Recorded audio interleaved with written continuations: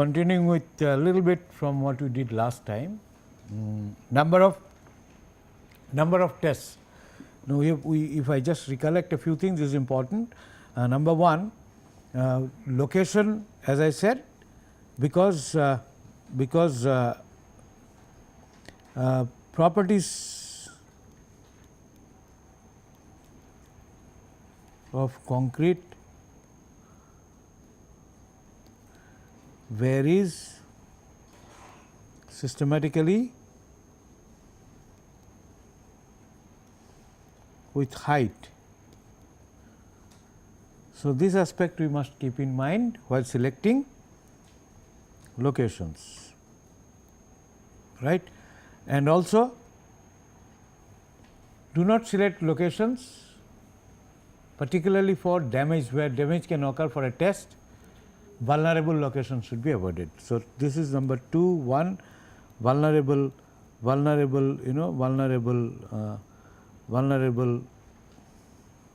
locations shall be avoided.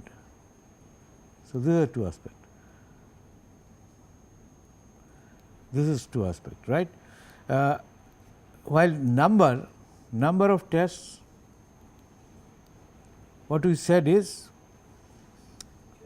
normal. Yeah, we assume that most of our results would vary whatever test you do, because they would depend upon too many factors.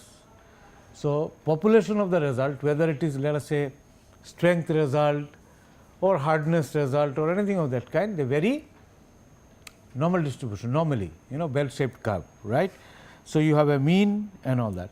Now, when you test a number of them, you test number of them, right, n number of tests, let us say you carry, and find out their means.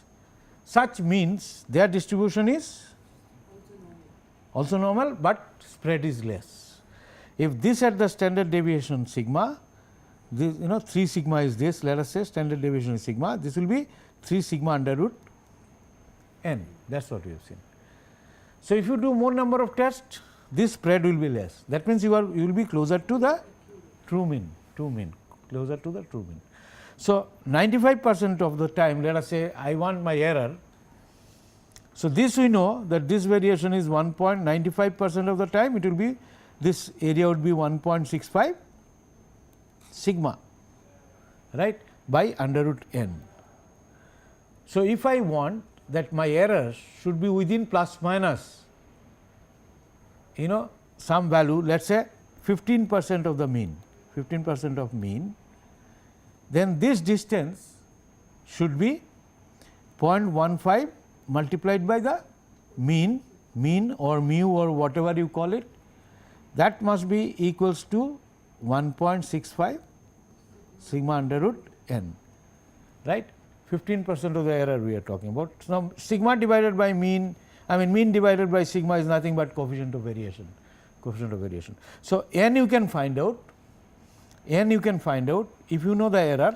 Let us say if this is error, if this is your error, which could be expressed as percentage of mean or otherwise, then E should be equals to this value for 95 percentile, I am calling it Z, 1.65, otherwise in general, supposing it is a 99%, then it would be near about 99.9%, then it will be 3. So, 98% 2 or whatever it is. So, supposing this value I generalize it as Z divided by sigma under root n. Therefore, n can be calculated from this as n is equals to Z square sigma square divided by E square. So, n can be calculated in this manner.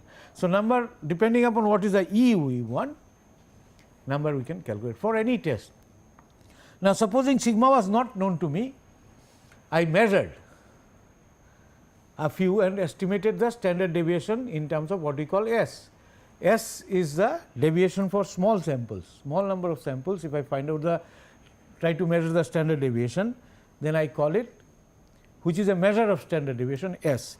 In that case, if my sigma will be relatively, reliability of sigma, reliability of S to represent sigma will depend upon number of samples I have used to find out S, whatever it is. Then this follows what is known as student's T distribution. In that case, Z gets replaced by T. T will correspond to the number of number of samples you use in finding out S.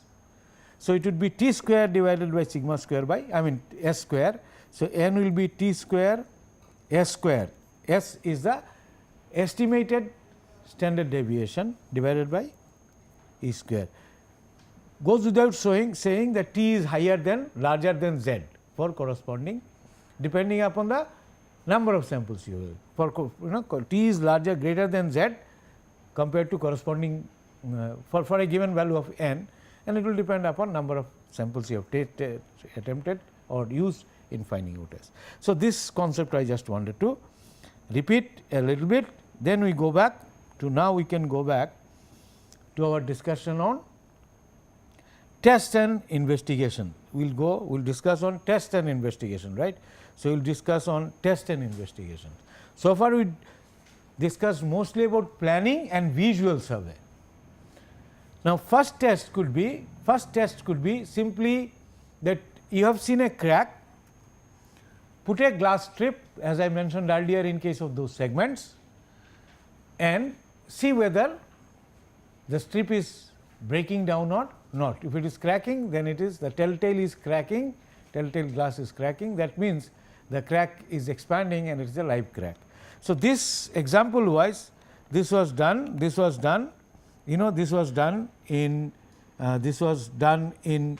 that segment that I was talking about. So, this is a blue colored crack, you can see, not the double red, blue colored crack, and there is a glass piece you can see that been put in, strip fixed over the crack. This is by epoxy, and I have shown you last time the scale through which I can measure the crack dimensions.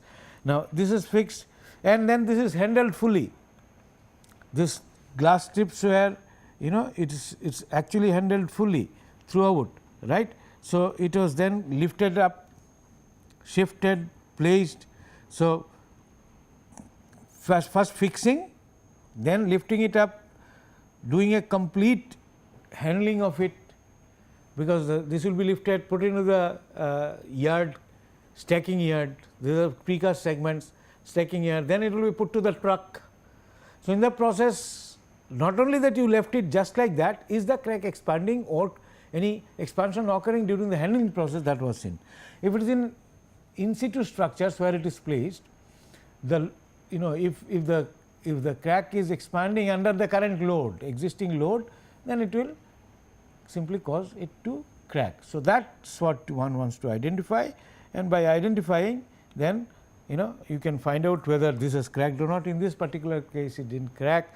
So, since it did not crack, one could expect that the crack is not further expanding. They are all what we call dormant crack or dead crack. So, the blue color marks are the crack marks, etc.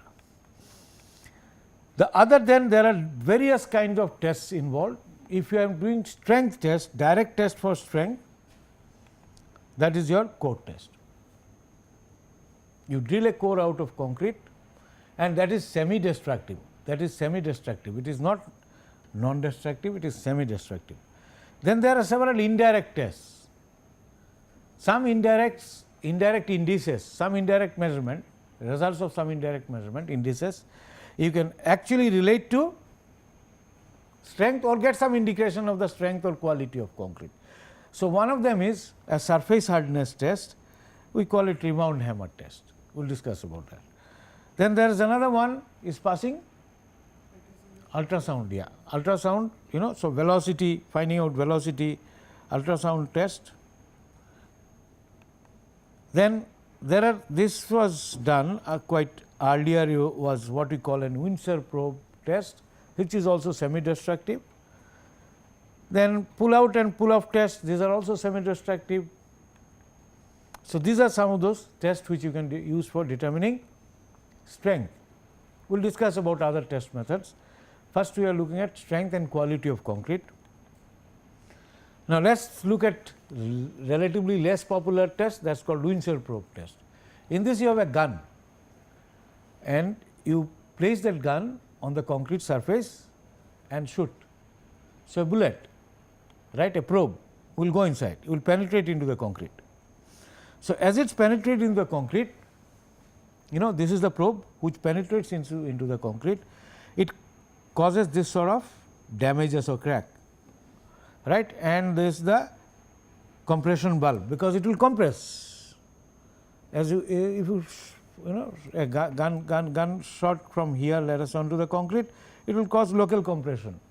So, the compression bulb is here, and if it is a very strong concrete, if its compressive strength is high, what will happen? It will not penetrate much, and if it is weak concrete, it will penetrate more. So, the this is of course, the spalling of concrete can occur, then partial failure zone and so on. Now, this length, total length minus the penetrated length or unpenetrated length is a measure of the strength of the concrete, or can be correlated to the strength of the concrete. More this length, higher the compressive strength. So, here it is, this is the exposed probe length versus cube compressive strength. People have tried to correlate this, show some sort of correlation with some kind of aggregates with other kind of aggregates. You might find out say some gravel and some other gravel. So, depending upon type of aggregate, you will find the penetration is different. Well, this is not very popular test, but people have used this earlier. Now, this is quite popular test, rebound hammer test, because it is cheap, instrument cost is also relatively less, and time required is also relatively small for doing the test. So, it is a cheap test. The normal type of hammer, which is quite often used, looks something like this.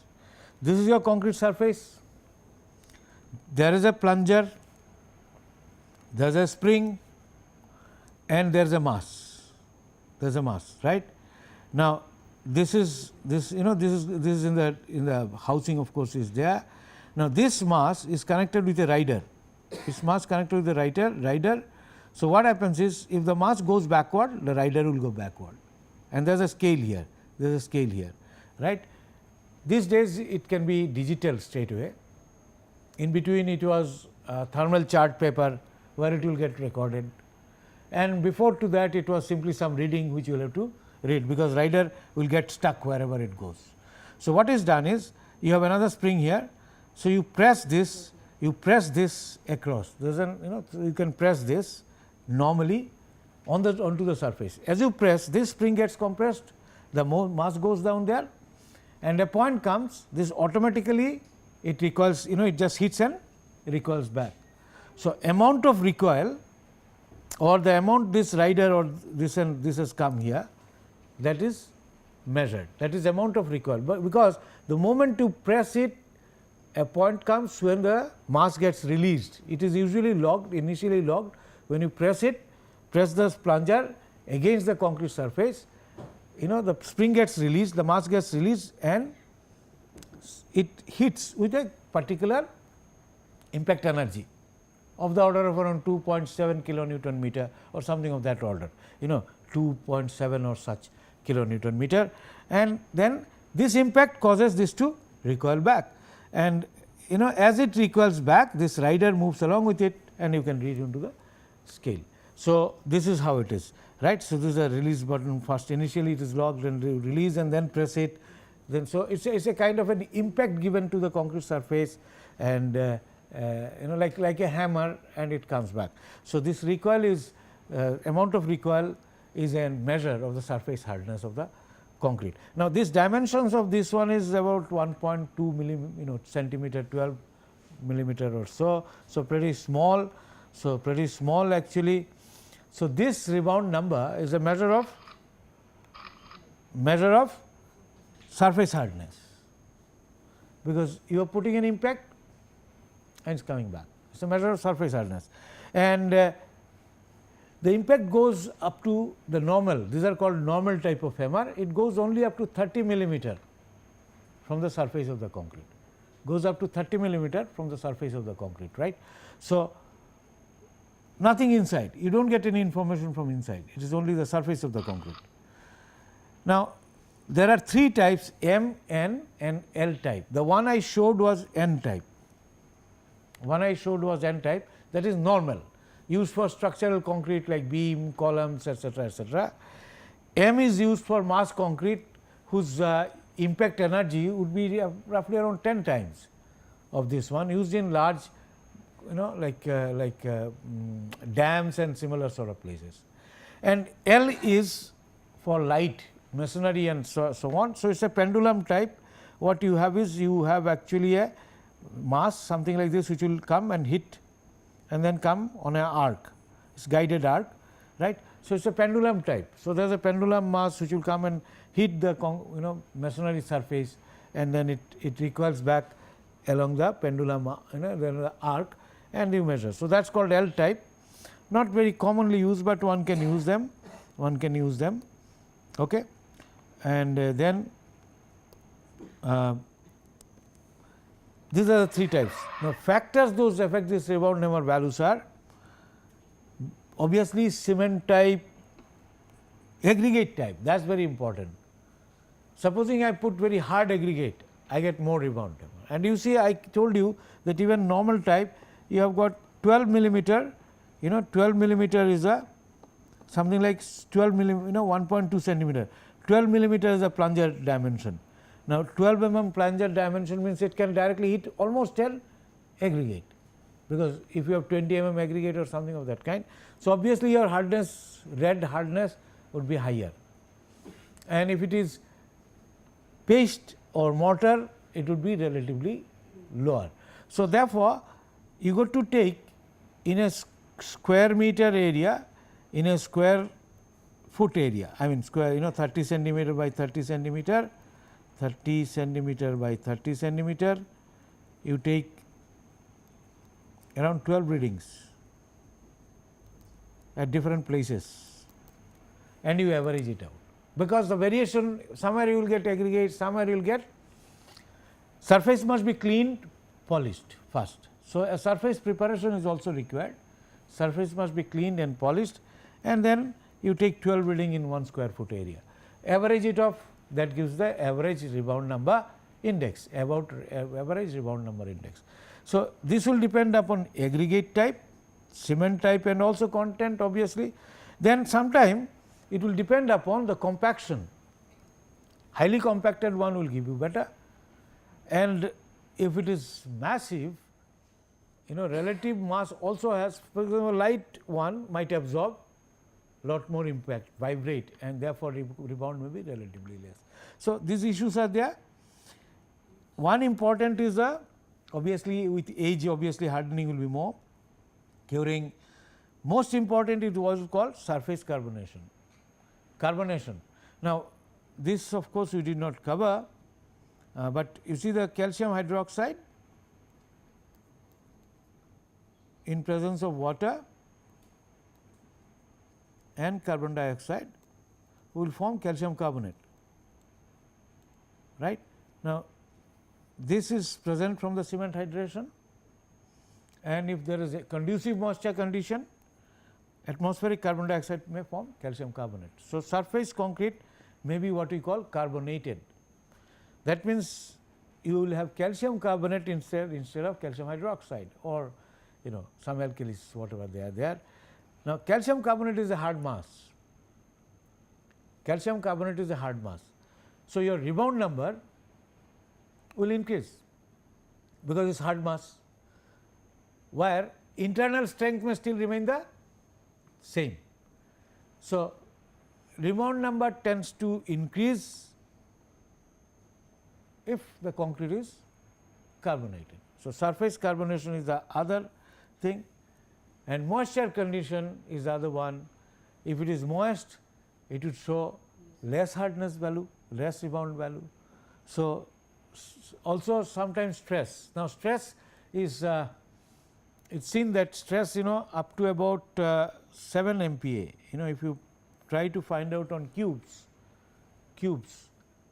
loaded cubes, put it under compression plate of machine platen, then you find that this is the stress level up to about 7 MPa or so,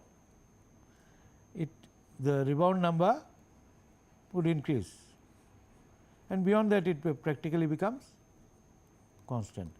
So, at low stress level you might find the rebound number is less, because if it's a highly stressed section, you can understand that if it is pre-stressed, more compact sort of scenario, so rebound number. So, but it occurs only at the less stress level, 7 MPa is very small. So, it's something of this kind. So, the stress level is also important, and stress temperature has minor effect. So, all these factors affect the rebound number index or rebound hammer value, rebound number index. So, therefore, it will vary from site to site, place to place, concrete to concrete, and therefore, it is necessary. If you want to get strength indication, then you must have a calibration to the specific condition and specific concrete.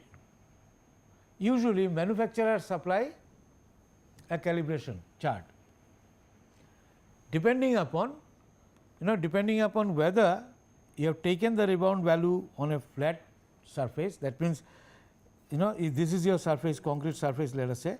So, recoil will be less, because it is acting against gravity. So, if you are taking rebound number on a floor, rebound it will be less. If you are taking on vertical surface, then it would be a higher rebound number, and if it is horizontal surface, it will be different, and if it is inclined like this or inclined like this, again it will be different. So, manufacturers do provide calibration chart at different angles, right, but such calibration charts cannot be used for predicting strength, because they are concrete specific, where they have done the calibration. You want to do for yourself, you better calibrate yourself. So, a calibration with for strength you want to estimate, but you want to get an idea or relative comparison of concrete in terms of its quality or surface hardness. You can do that, you can use this. So, strength needs calibration, and some of the codes have actually given you way to calibrate also. For example, European code, current EN, current European code, I might mention the name sometime. It gives you the way how you can calibrate, but that procedure they provide some basic curve.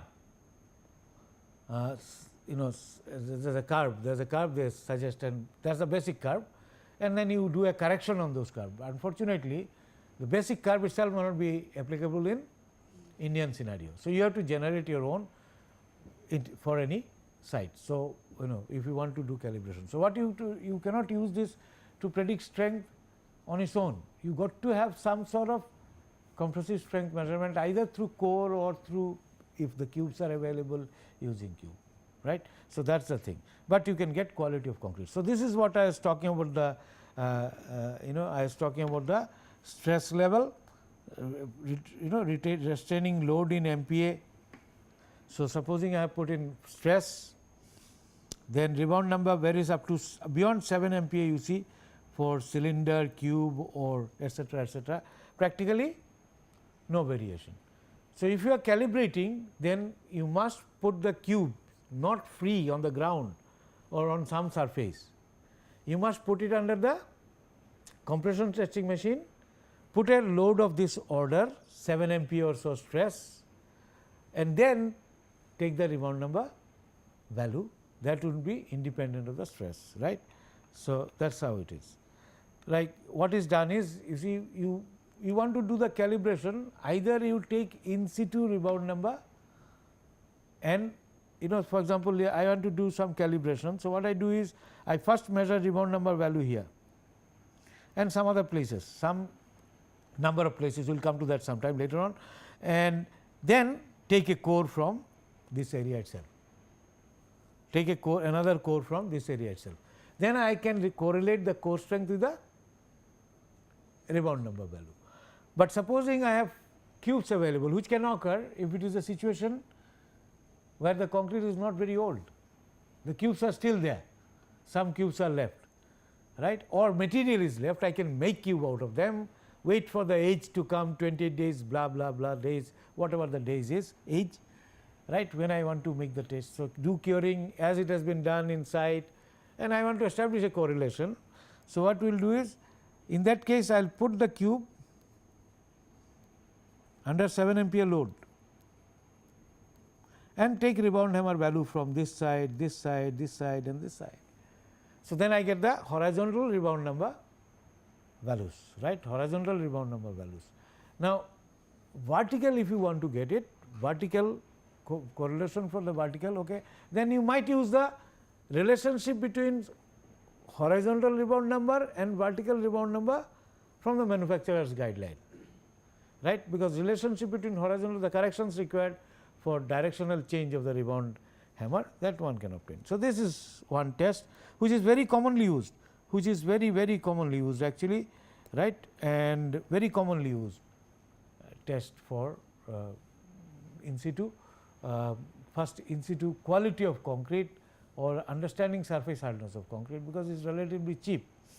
Machine is not very costly, hardly any mechanical equipment, with a digital attachment which is there today, and it can also go to, it can record continuously today. So, it can actually store the data also and maybe do all kind of plotting and things like that, contours and such things are possible today. The other test is very popular test is ultrasound velocity test. Velocity of sound is proportional to, or rather velocity of sound is given by this equation. You can derive this, because mechanical wave, velocity of mechanical wave, not sound, I mean ultrasound or whatever it is, velocity of mechanical wave, after all we know that longitudinal wave is nothing but compression and tension of the, its compression rarefaction of the material or medium. So, if it is passing through the concrete, it must be compressing the concrete and it must be expanding and compressing and expanding and compressing. Therefore, the elastic modulus of the medium is involved, elastic modulus governs the velocity, right, this rate at which you will, also the density. So, also the density, right. So, one can actually derive this velocity relationship from wave theories. So, it is given as K, Lamb's equation or whatever it is, K is related to Poisson's ratio, etc., and ED is the dynamic modulus, rho is the density. So, velocity of sound in mechanical or velocity of mechanical waves in medium is a function of elastic modulus and density. So, therefore, there is some correlation between the velocity and quality of concrete, its compactness, solidness, soundness, etc., Okay. You can also understand, supposing if it is porous, then there is air, and velocity of sound in air is much less than that in solid. So, in steel it is much higher, 5.6 or of that order kilometer per second, while in air it will be 340 meter per second, 344 or whatever it is, order is of that order.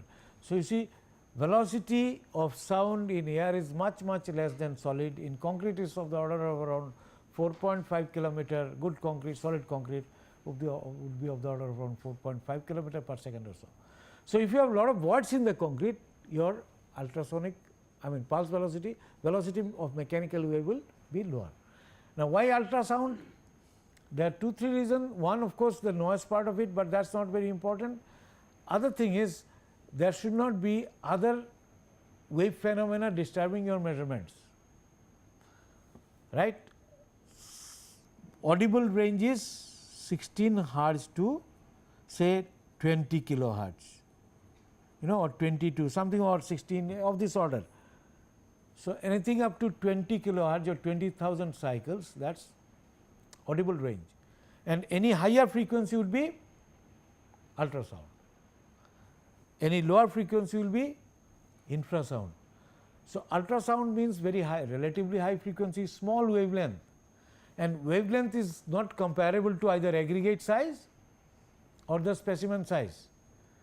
So, at least one wavelength will be contained within the aggregate. Now, if you use, let us say, audible range, your dimension of the specimen or even aggregate size might be an aggregate, because it's a heterogeneous, concrete is a heterogeneous material if you look at the millimeter or centimeter level. So, millimeter level it is heterogeneous. So, you do not want any other kind of phenomena like diffraction, standing wave formation, etc., occurring, or any kind of resonance because of the dimension. So, wavelength should be sufficiently small, and that is why you use ultrasound. That is why you use ultrasound. So, okay.